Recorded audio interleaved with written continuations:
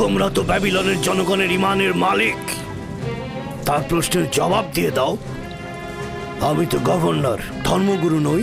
ব্যাবিলনের খোদাদের প্রতি ঈমান না আনলেও তাদেরকে কখনো অবজ্ঞা করে কথা বলেনি, কিন্তু এখানে তো সে মহান ইশতারকে অবমাননা করেই চলেছে। আমার মনে হয় আব্বা আপনি ভুল করছেন। সে অবমাননা করছে না, সত্য প্রচার করছে। আমার উত্তরাধিকারী ও পরিবারের প্রধান সেই হবে যে খোদাকে সবচাইতে বেশি ভালোবাসবে।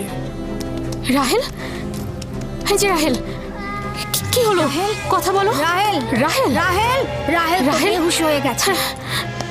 রাহেল, আমার মনে হয় ওরা ইশতারের অভিশাপের ফল ভোগ করছে। ইয়াকুব তো সবসময় ইশতারকে অবজ্ঞা করে কথা বলে।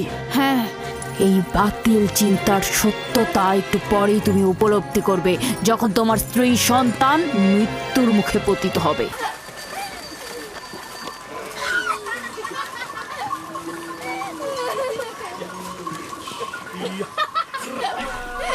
হুশ হুশ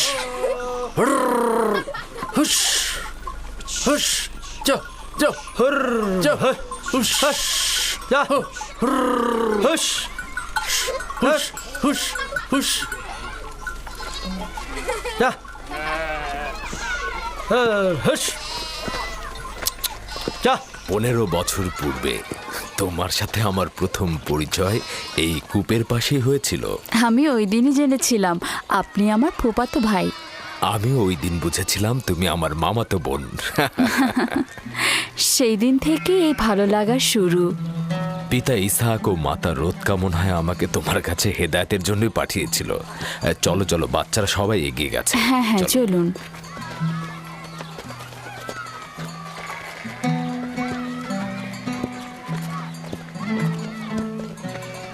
যখনই আমার পিতা বুঝতে পারলেন আপনি আমার অনুরক্ত, তখন তিনি মোহরানা বাবদ 7 বছর ভেড়ার রাখালি ঠিক করে দিলেন।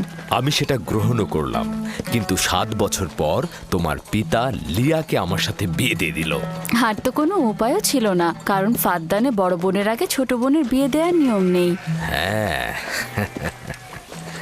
আরো 7 বছর আমি তোমার জন্য রাখালি গ্রহণ করলাম, কিন্তু জনাব লাবান জানে না আমাকে যদি 70 বছরের কথা বলা হতো আমি তাতেই রাজি হয়ে যেতাম। কত দ্রুত সময় চলে যাচ্ছে। হ্যাঁ,